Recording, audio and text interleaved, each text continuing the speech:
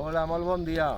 Bueno, avui tenim una grata sorpresa i és que en l'espai que estem regenerant a través de la matèria orgànica que vam deixar al sol, incloure en el seu moment el fem d'origen animal i el primer compost que traguem de les composteres, la compostera 1 del val circular, podem veure que no sols millora el sòl en si, sinó que permeteix que hi hagi una evolució, una etapa d'evolució a altres tipus d'espècies que no havíem vist en el bosc mediterrani, que són les roselles.